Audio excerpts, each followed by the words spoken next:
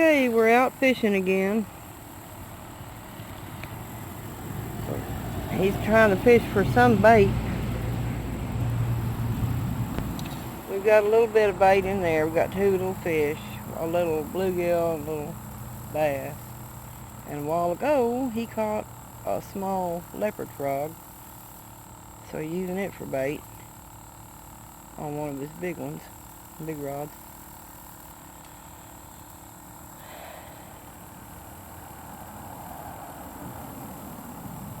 Possibly catching another little bluegill or brim or something right there. No? Okay. Anyway, what I've got on mine right here and right here is just a piece of hot dog. And that's it. We'll see how that does until we get enough cut bait added up. Bring you back for the next part of it.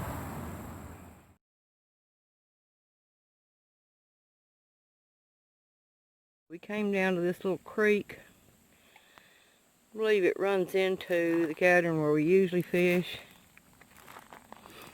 I didn't walk down this because it's kind of steep and I'm not very steady on my feet. So he went down it and he's trying to see what he can catch down here, maybe just some bait. So we'll see what happens after that. And here's the other side of it, flowing through, down through the woods.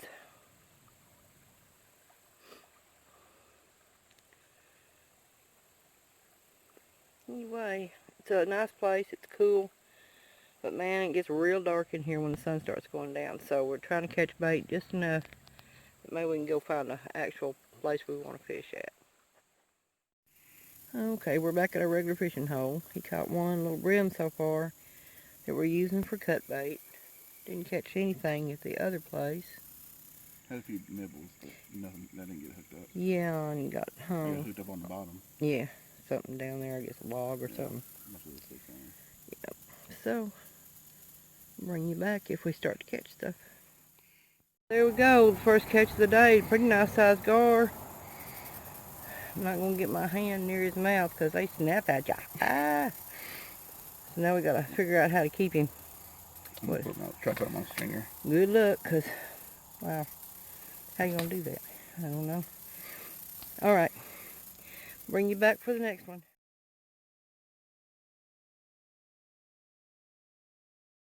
Okay, we made it back home. This is our only catch today. He caught that. And now he's going to dispatch it and start cleaning it. And I'll bring you back after he dispatches it. Okay, here we go. He's cleaning this gar.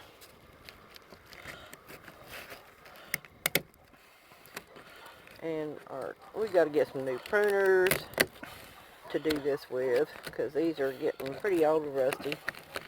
And gar is really tough. It's like armor.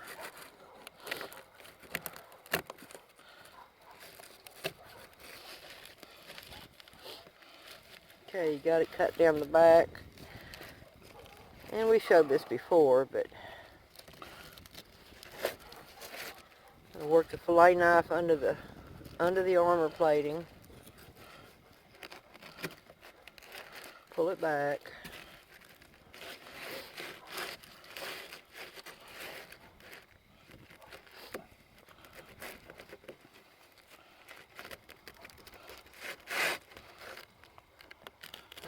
I don't know where everybody else lives, but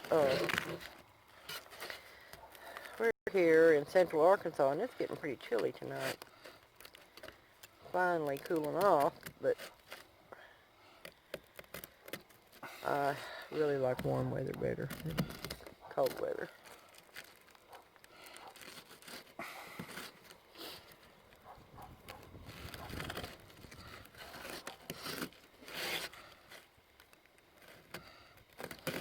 And this is right now the only fish we've caught, well, besides one little bluegill that we used for bait.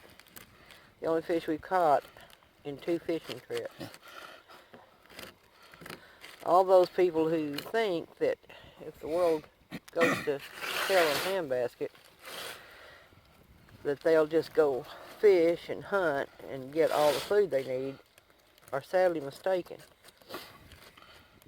And we've got plenty of food at our house, but this is not easy to come by.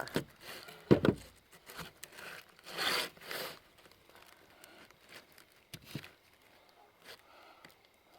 it's a lot of work just to even get the meat out of it.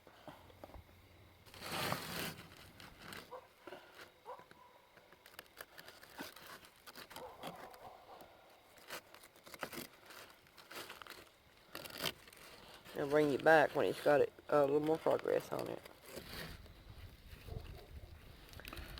Okay, he's got it pretty well opened up. Once you get the top up here started a little bit, you can kind of just run your fingers, run your thumb down, and it'll separate the hide from the flesh pretty easily, like that. See? Yeah. And you don't have to go super far, because you're really just going after these back straps, but the further you go, the further you get this opened up to stay open, the easier it'll be to get to these. Okay. You know? And what are you going beside the backbone? Yeah.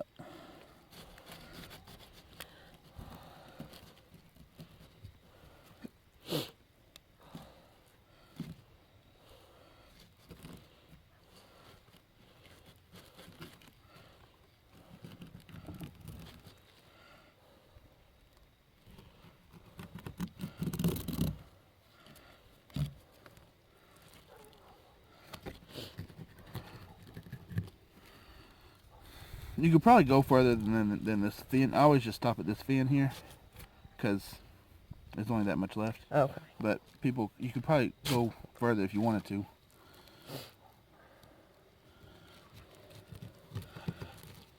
Well, I know one thing. He's good eating. What we cooked last time was delicious.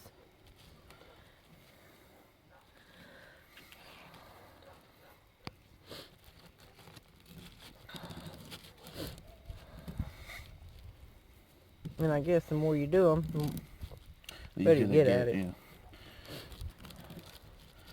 But yeah, we're going to have to get some new. These pruners, they're in sad shape. We can get some new ones, maybe some Fiskars brand or something like that. Something that's got a good edge on it will keep its edge for a lot longer.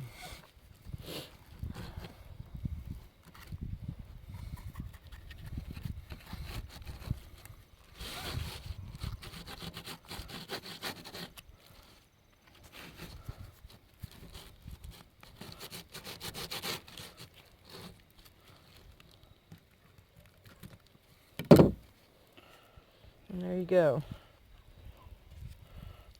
Boneless backstrap off of a gar. It's good meat. Yep.